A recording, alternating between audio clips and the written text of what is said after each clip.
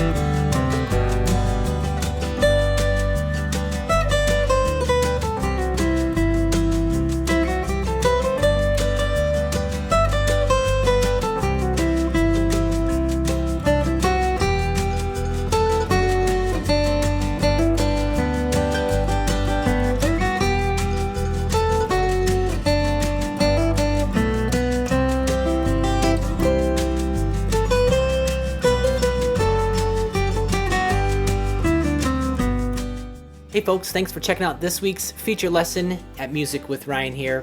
In this one, we're going to learn an original composition I've entitled Brandi Wine. It's in the key of G, and it's going to be a G major study piece. And what that means is we're going to essentially be learning the same melody in 3 different positions on our fretboard. We're going to be covering 2 simple G major scales, and I'll talk about how they interact with each other and how I use them up and down the fretboard. And then of course the arrangements will allow us to learn how to play melodies inside those patterns and how to, again, play a melody in one position and then do it in another position. If you're wanting to access the full-length video, all the arrangements, the audio tracks, and download the PDF files, click the link in the description to learn how. All right, let's put those first few measures up on the screen here. This is the first arrangement for Brandi Wine. And let me play those and then we'll break them on down. So here they are. Starts on beat 4, has that pickup on beat 4 there. So 1, 2, 3, 2, 3, 4. 1, 2, 3. And I went on just a little bit there to kind of end the phrase. But yeah, 1, 2, 3, 2, 3, 4.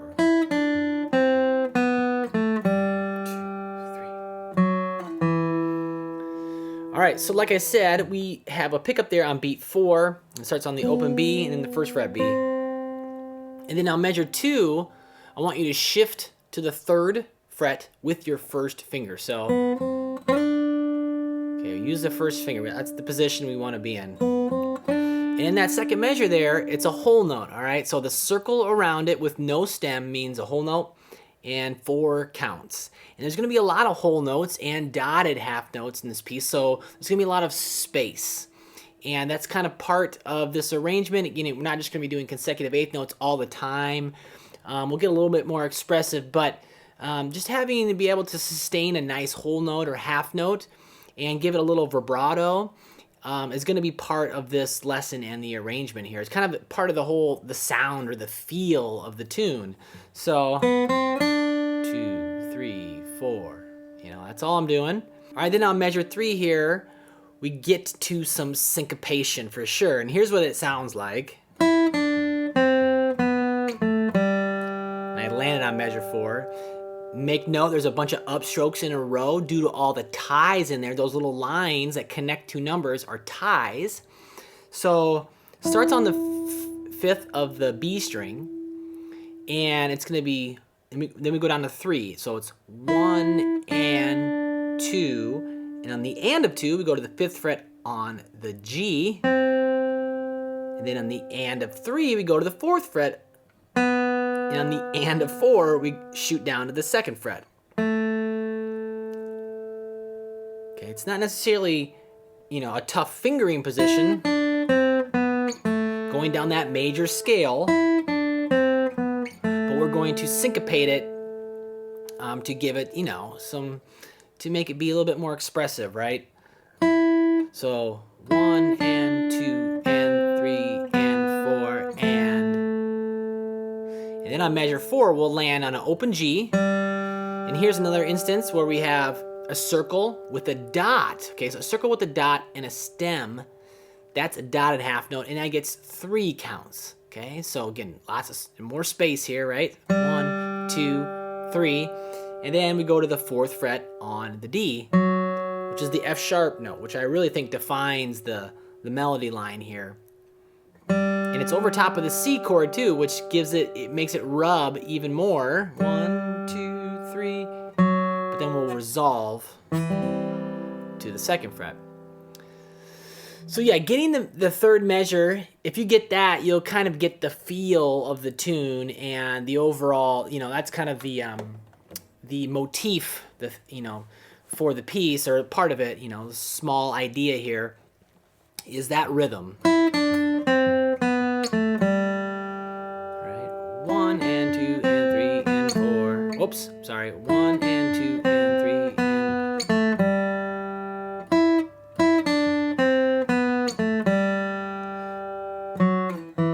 So those 4 measures in context now. So 1, 2, 3, 2, 3, 4, 2, 3. I missed my open G note last time. 1, 2, 3, 2, 3, 4, 2, 3, 4. And then moving on, the next 4.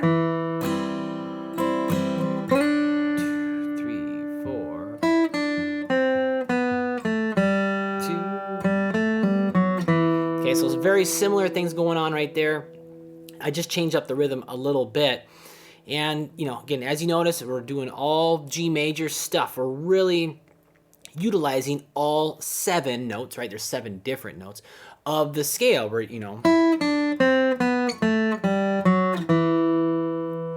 we're just choosing certain notes to land on, of course.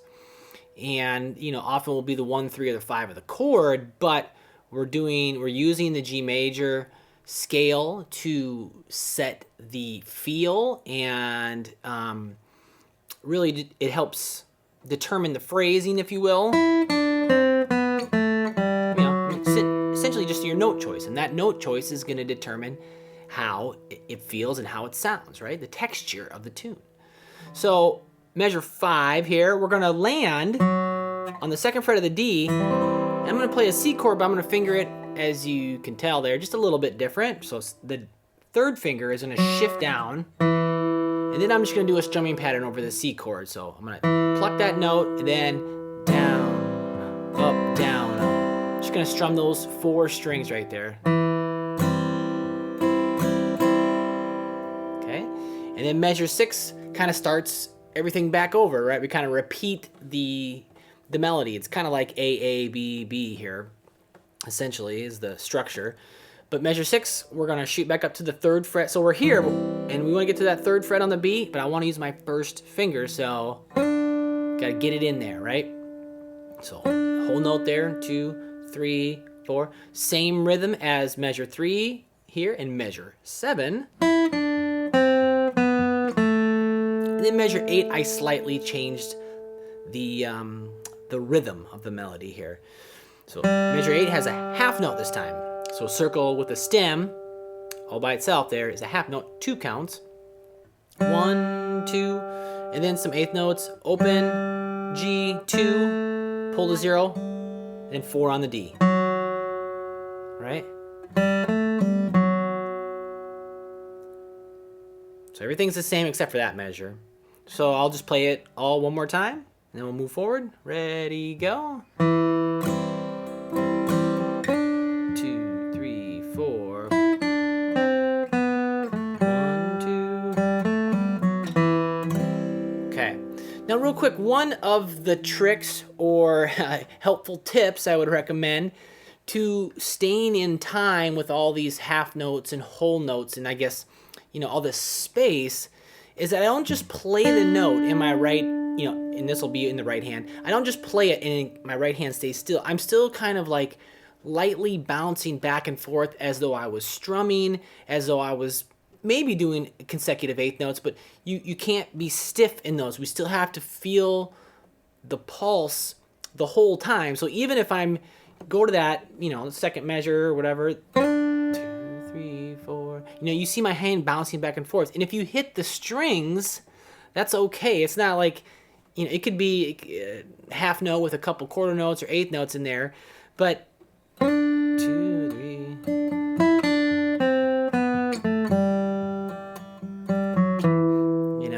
Keeping the right hand moving is vital for not only the piece sounding good, but feeling good. And, if it doesn't feel good in your body or, then if it doesn't feel good, then it's probably not good, right? It has to feel nice. So that's the big tip, is to keep the right hand going.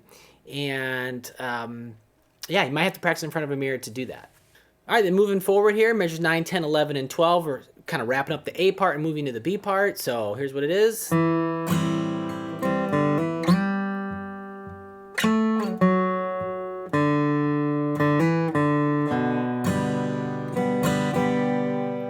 Fairly simple stuff going on here. Again, we landed a measure 9 on that second fret of the D, and I'm fingering my C chord as such with the 3 and the 2, second finger, third finger, second finger. And I'm going to strum, I'm going to do a short strum here, but it's going to be pluck the D, and then I do a downstroke across the strings, 2, 3, and on the upstroke. And then there's a little pickup with the 0-2 hammer on the D. And I'm going to use my third finger. And that's the pickup into the B part, right? So. And then measure 10, I'm going to shoot up to the 5th fret of the D. And there's a dotted half note there, so 3 counts. So 1, 2, 3. And then I slide to 7. And then next measure, I shift back down to 4 with that same finger. Half note. And then open D, half note. Measure 12, 0-2 hammer on the D. Open D, quarter note there. Second fret A, and then I'm going to strum my G chord. Okay, and that strum ties into the next measure. A little bit of an awkward strum. The time, not necessarily the timing, just where it's placed in the measure makes it just a bit awkward, but.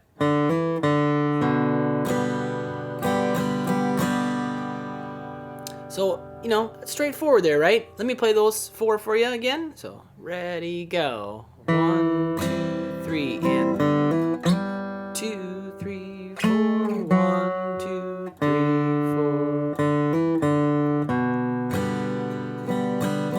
Again, I'm keeping that right hand moving as I'm carrying on.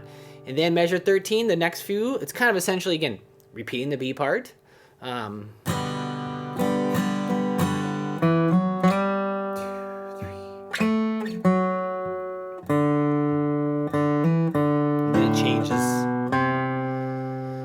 A, B, B, A, or its own, maybe even C, if you will. So yeah, all kind of the same there for the most part. We're kind of in the middle of a strum pattern, so measure 13, up, down, and then 2 eighth notes there on the D string. I'm going to come in with my first and third finger, so 2 and 4, second fret, fourth fret, and then here's all the same. We go 5, then 7, then down to 4, and then open D, 0-2 hammer on the D, open D, and then the melody kind of walks us into the C note, so open A, second fret A, and here's our C on measure 17. So I'm going to start at measure 12 and play the next 4 for you. So here they are. 2, ready, go. 4, 1 and 2 and 3. 2, 3, 1.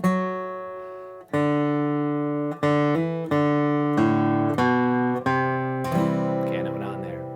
All right, so the next 4 sound like this. 2, 3, and 2, 3.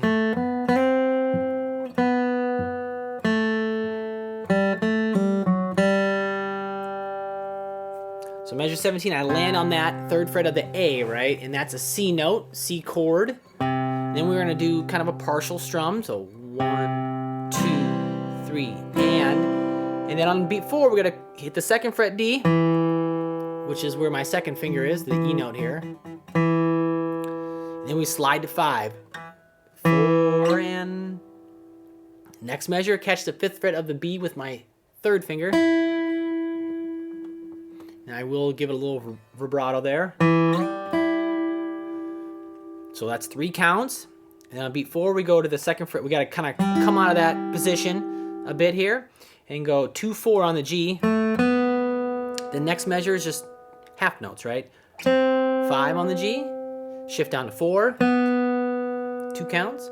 Measure 22 on the G, 1, 2, and then just a slight little 8th note passage here. Open, 2, pull to 0, 4 on the D. And then the last 2 measures, real quick. Open G, 2, and then 0, 2 hammer on the D. I'm sorry, 0 on the D, then I pluck it, you could hammer it. I pull the 0 there. And 3 on the A. And then we land on 2 of the A, and then we strum. And then there's a pickup in measure 22. We go to the 2nd arrangement, and we'll get more expressive, a little bit more notey in that one. So those last 6 measures sound like this. 2, ready, go. 2, 3.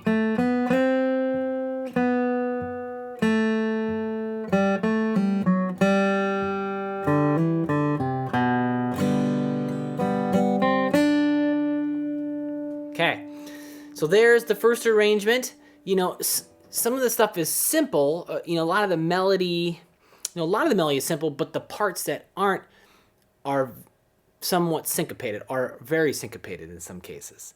And that's kind of the trick about it, you know. That's what helps make it interesting to the listener and so forth. At times, it can be, you know, the timing of the phrasing. So tricky, you know, again, just those few passages are tricky business. Watch your fingering too. Watch when I shift. And, you know, there's definitely some of that going on. And tackle that 2nd arrangement when you're ready, okay? So any questions, feel free to leave them on the lesson page, and we'll move on when you're ready.